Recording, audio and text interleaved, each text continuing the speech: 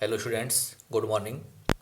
मैं doctor Suresh Kumar Sharma, associate professor, department of ABST, R Anuria government college, Ramgarh, Shekhawati.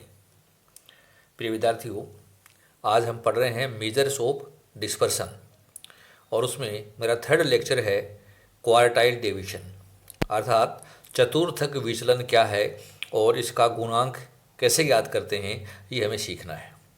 मैंने आपको अपकिरण के मापों में सबसे पहले रेंज और उसका गुणांक पढ़ाया। उसके बाद आपने चतुर्थक विस्तार पढ़ा। उसके बाद आपने शतमक विस्तार व उसका गुणांक पढ़ा। इसी श्रृंखला में आज का टॉपिक है चतुर्थक विचलन व इसका गुणांक। तो विद्यार्थियों, चतुर्थक विचलन क्या है, कैसे ज्ञात करें, ये अपने को आज समझना है।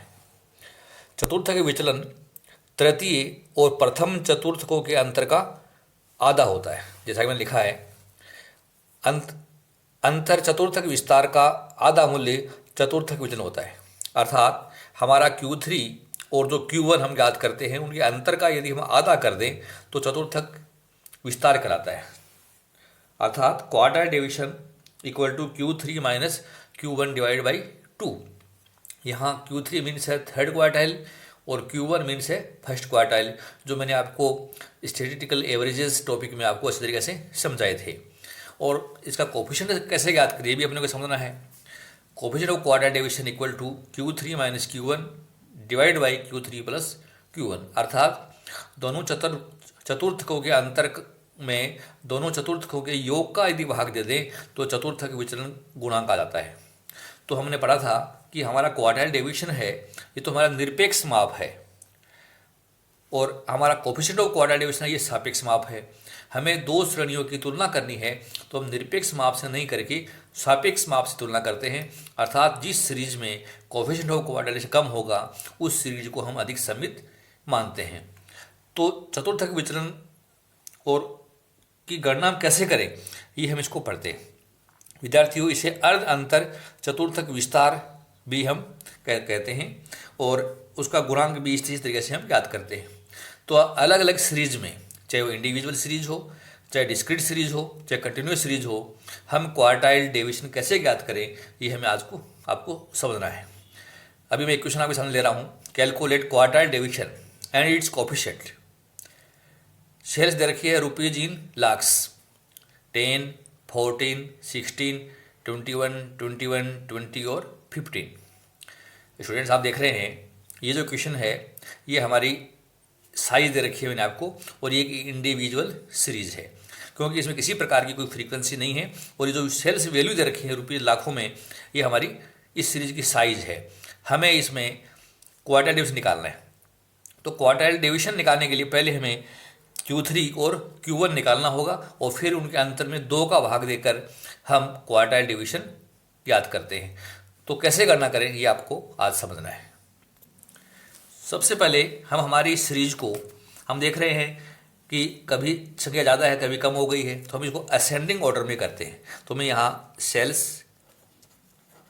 असेंडिंग ऑर्डर में लिख रहा हूँ। हमारा जो क्रम है वो छोटे से बड़ा क्रम लेना है अपने को। तो विद्यार्थियों, हम जब असेंडिंग ऑर्डर में करें सबसे छोटी संख्या हमारी 10 है, तो मैंने लिख दिया 10।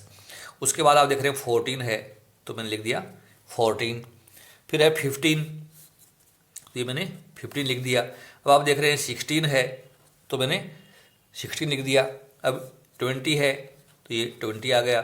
फिर 21 2 बार है, तो 21 2 बार लिख दिया। देखिए हमारे 1 2 3 4 5 6 7 वैल्यू थी और मैंने 7 वैल्यू लिख दी है। अब हमें इनको अब सीरियल नंबर देने हैं। 1 2 3 4 5 6 और 7 ही हमने इनको सीरियल नंबर दे दिए। अब सीरियल नंबर देने के बाद हमें Q1 में निकाल रहा हूँ पहले। और Q1 का फॉर्मूला विद्यार्थी आपने पढ़ा था, साइज ऑफ n+1 बटे 4th आइटम। ये हमारा Q1 का फॉर्मूला था। मैं इसमें वैल्यू पुट करके आपको बता रहा हूँ। हमारी n का मान है 7, 7 + 1 बटे 4, तो ये हो गया 8 बटे 4 बराबर सेकंड आइटम। और दैट इज सेकंड आइटम आप देख रहे हैं हमारा क्वेश्चन में है 14। तो Q1 इक्वल टू 14। तो बहुत आसानी से देखिए हमने Q1 निकाल लिया। हमारे क्वेश्चन को आरोही क्रम में लिखा, सीरियल नंबर दिए, n+1 डिवाइड बाई 4 करके हमने वैल्यू पुट करके हल किया तो सेकंड आइटम के बराबर आता है। सेकंड आइटम हमारा 14 है, तो Q1 इक्वल टू 14। अब हमें निकालना है Q3। फॉर्मूला है इसका size of n+1 divide by 4 multiply 3। ये आइटम आपको निकालना होता है विद्यार्थियों। तो हमारा n है 7, 7 + 1 अपॉन 4 और मल्टीप्लाई करना इसको 3 से। तो 7 और 1 8 हो गया, 8 में 4 का भाग गया 2, 2 को 3 से गुणा किया 6। तो ये आया sixth item equal to sixth item. और सिक्स्थ आइटम हमारी सीरीज में आप देख रहे हैं कि वो है 21। तो Q3 इक्वल टू 21। अब हम वैल्यू पुट करते हैं इसमें। Quartile deviation equal to Q3 minus Q1 divide by 2। तो Q3 विद्यार्थियों ने ज्ञात किया है 21, Q1 हमने ज्ञात किया था 14 डिवाइड बाई 2। तो 21 में से 14 घटा दीजिए आप, तो ये बच गए 7 और 7 पे 2 का भाग दिया हमने तो 3.5। और ये लाखों में है, हम डेटा पुट कर लिए तो क्वार्टाइल डेविएशन हमारा 3.5 आंसर आ गया। ये तो है क्वार्टाइल डेविएशन। अब हमें चाहिए इसका कोफिशिएंट, क्वार्टाइल डेविएशन का कोफिशिएंट। कोफिशिएंट क्वार्टाइल डेविएशन सूत्र है इसका Q3 minus Q1 upon Q3 plus Q1। Value put की मैंने 21 माइनस 14 बटे 21 प्लस 14। इसको हल करके बता दीजिए आप। 21 में 14 घटा दीजिए आप तो 7, 21 में 14 जोड़ दीजिए तो हो गया 35 और 7 में 35 का भाग दे दीजिए 0.2। ये हमारा आंसर आ गया। इंडिविजुअल सीरीज में हम क्वार्टाइल डेविएशन और उसका कोफिशिएंट इस प्रकार से ज्ञात करके दिखा सकते हैं। अब मैं एक क्वेश्चन दे रहा हूँ डिस्क्रीट सीरीज का। हमारा क्वेश्चन है calculate the quartile deviation and its coefficient wages in rupees 22, 23, 24, 25, 26, 27, 28, 29 और 30। और नंबर ऑफ वर्कर्स दे रखे हैं अपने को, ये प्रत्येक साइज के अनुसार ये नंबर ऑफ वर्कर्स दे रखे हैं। तो प्रिय विद्यार्थियों आप देख रहे हैं कि हमारे क्वेश्चन में साइज भी है और फ्रीक्वेंसी भी है। तो ये एक डिस्क्रीट सीरीज है और डिस्क्रीट सीरीज में हम किस प्रकार से Q3 और Q1 ज्ञात करें और किस प्रकार से हम क्वार्टाइल डेविएशन और उसका कोफिशिएंट ज्ञात करें, ये अपने को आज समझना है। तो आप पहले देखिए कि हमारी सीरीज असेंडिंग ऑर्डर में है क्या। तो हमारे सभी वैल्यूज़ आप देख रहे हैं सब असेंडिंग ऑर्डर में है। तो मैं इसको लिख लेता हूँ और फ्रीक्वेंसी लिखेंगे और उसके बाद हमें कम्युलेटिव फ्रीक्वेंसी ज्ञात करनी है। Combination of quartile deviation and coefficient. ये मैंने साइज उतार दी इसकी, नंबर ऑफ वर्कर्स मैंने यहाँ रख दिए हैं।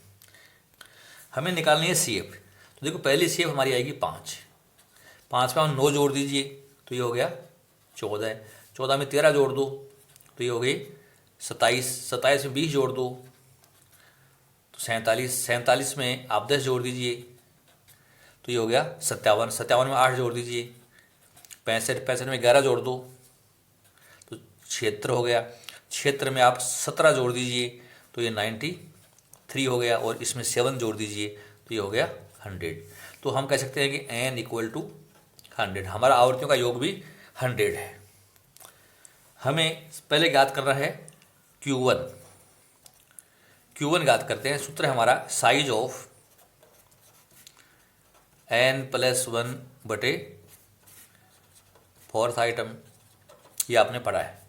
हमारा n है 100 तो 100 + 1 डिवाइड बाई 4 तो 101 डिवाइड बाई 4 और ये संख्या आती है 25.25। आप इसको CF में देखिए, 25.25 को हमारे CF में देखते हैं तो ये 27 में है। तो विद्यार्थियों सबसे पहला पद 27 हमारा आ रहा है, उसके सामने की साइज पे आ जाओ। ये तो इसके सामने 13 है और इसके सामने और आ जाइए आप तो ये 24 आ रहा है। तो हमारा Q1 इक्वल टू हमारी संख्या आ गई 24, सॉरी 27 के सामने है 24 तो Q1 इक्वल टू 24। अब हमें निकालना है Q3। सूत्र है हमारा n+1 डिवाइड बाई 4 और मल्टीप्लाई 3। ये हमें हल करना है। तो 3 तो रहेगा ही रहेगा, n है 100 + 1 डिवाइड बाई 4। ये हमें सोल्व करके बताना है। तो 101 को 3 से गुणा किया हमने, तो 303 हो गया। इसमें आप 4 से डिवाइड कर दीजिए इसको, तो ये आया 75.75। और इस 75.75 को आप देखिए हमारे CF में, तो ये 5 छोटा है, ये भी छोटा है, ये छोटा है, तो 76 में मिलेगा। तो 76 के सामने आ जाइए, कौन सी साइज़ है, 28 है। तो हम कह सकते हैं कि हमारा Q3 = 28 के बराबर होगा। अब हमें कोफिशिएंट और क्वार्टाइल डिवीजन कैसे याद करना है ये समझना है। Quartile division Q3 - Q1 divide by 2। Q3 हमारे क्वेश्चन में हमने याद किया है वो है 28, और Q1 हमने याद किया है वो है 24, और डिवाइड बाई 2, तो ये आ गया 4/2 = 2। हमारा क्वार्टाइल जो डिवीजन है वो =2 होगा। हमें निकालना है कोफिशिएंट ऑफ क्वार्टाइल डिवीजन। विद्यार्थियों फॉर्मूला है Q3 - Q1 upon Q3 + Q1। इसमें आप वैल्यू पुट करके बता दीजिए। Q3 हमारा है 28 माइनस Q1 है 24, तो 28 + 24 इसको हल करिए, ये 4, और ये आ गया 28 + 24 बराबर 52, 52। और इसको भाग दे दीजिए आप, 4 में आप 52 का भाग दे दीजिए, हमारी संख्या आती है 0.08। तो ये हमारा सॉल्यूशन बन गया है। तो इस तरीके से हम डिस्क्रीट सीरीज में क्वार्टाइल डिवीजन और उसका कोफिशिएंट बहुत आसानी से निकाल सकते हैं। अब हम पढ़ रहे हैं कंटिन्यूस सीरीज में हम ये कैसे याद करें, ये भी समझिए। जब भी हम कंटिन्यूस सीरीज में क्वार्टाइल डिवीजन याद करेंगे तो क्वार्टाइल्स की हमें बेसिक शर्तें समझ लेनी है। और बेसिक शर्त हमारी है समान अंतराल वाली आरोही क्रम में अपवर्ती श्रेणी होनी चाहिए।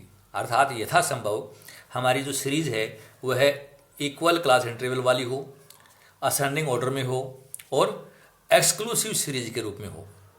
कई बार ऐसी स्थिति आती है कि हम हमारे क्वेश्चन को एक्सक्लूसिव सीरीज में नहीं बना पाते, डेसिमल में नहीं ले सकते।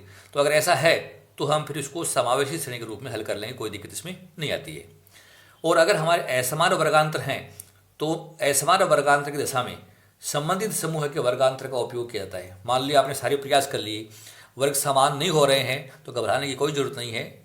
जिस वर्ग में हमारा जो पद मूल्य आएगा उसके अंतराल को हम क्लास इंटरवल मानकर हमारे क्वेश्चन को सॉल्व करके दिखाएंगे। ये विशेष रूप से आपको ध्यान रखना है।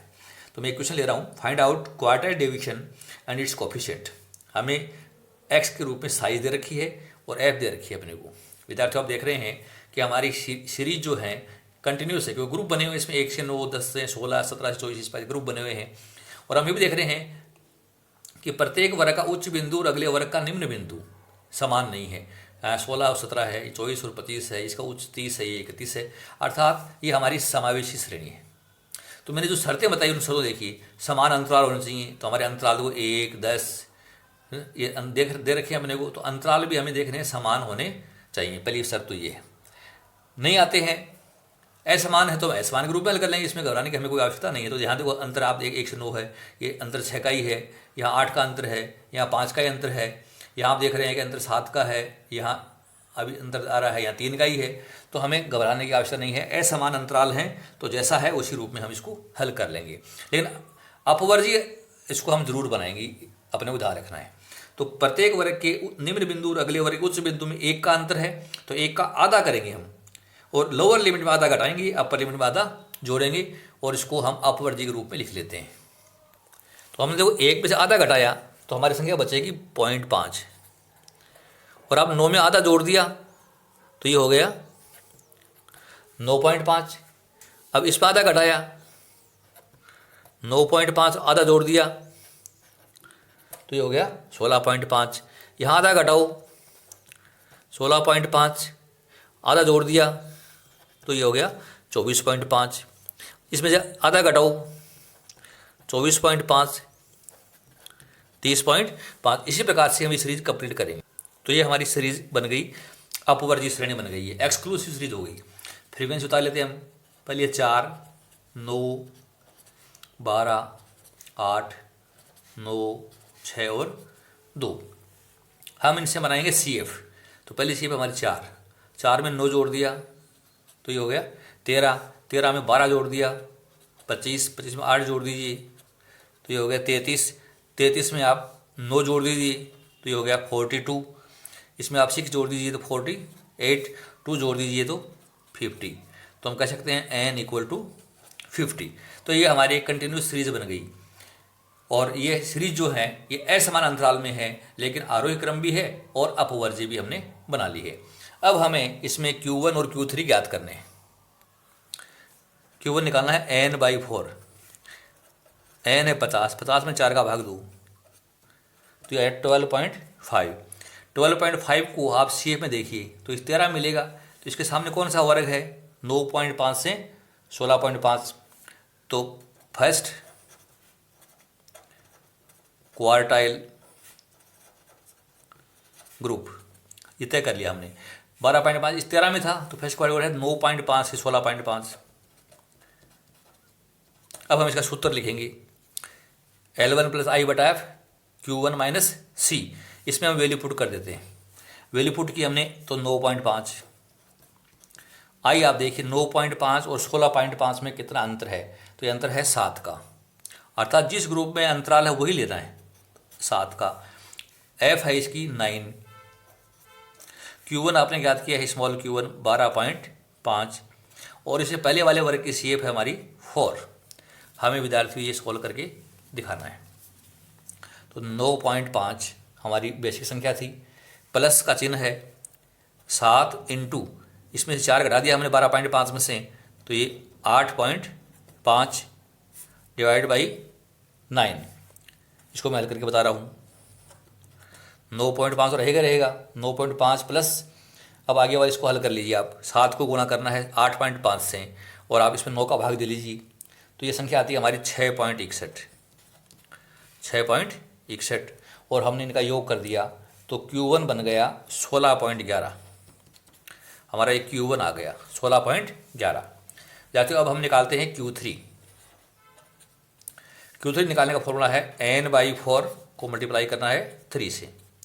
तो n हमारे सवाल में 50/3 और मल्टीप्लाई कर दीजिए इसको 3 से। इसको सोल्व करके बता दीजिए। तो ये जो वैल्यू आती है ये आती है 37.5, अर्थात 12.5 को 3 से गुणा करिए 33.5। इसको आप CF में देखिए तो CF में देखते हैं तो ये सब छोटे हैं, इसमें मिलेगा ये 42 में। इसके सामने वाला वर्ग का चयन कर लीजिए और ये वर्ग आ रहा है आपका 30.5 से 38.5। तो Q3 ग्रुप ये हमने चयन कर लिया और ये 42 वाले में है 30.5 से 38.5। हम फॉर्मूला लगाते हैं। सूत्र है हमारा Q3 = L1 + I/F Q3 - C। Value put करते हैं 30.5। ये हमारी लोअर लिमिट है इस ग्रुप की 30.5 प्लस आई मतलब क्लास इंटरवल। हमारे इस ग्रुप की क्लास इंटरवल देख लीजिए 30.5 से 38.5 इसमें अंतर 8 का है तो आई हमारे यहाँ 8 बनेगा। इस ग्रुप की एफ देख लो क्या है, एफ इसकी 9 है तो 8 डिवाइड बाई 9। वैल्यू पुट करनी है Q3 की तो Q3 है 37.5 माइनस C। इससे पहले वाले वर्ग की CF है 33। तो ये लिख लीजिए 30.5 प्लस 8/9 इंटू ये अंतर निकाल लीजिए ये 4.5 का। तो स्टूडेंट्स इसको हल कर लीजिए आप। हमारी संख्या आती है 30.5 प्लस इसको आपने गुणा किया 8 को 4.5 से गुणा करना है और भाग देना इसमें 9 का देना है तो ये संख्या आ गई हमारी 4 आ गई और वैल्यू बन गई 34.5।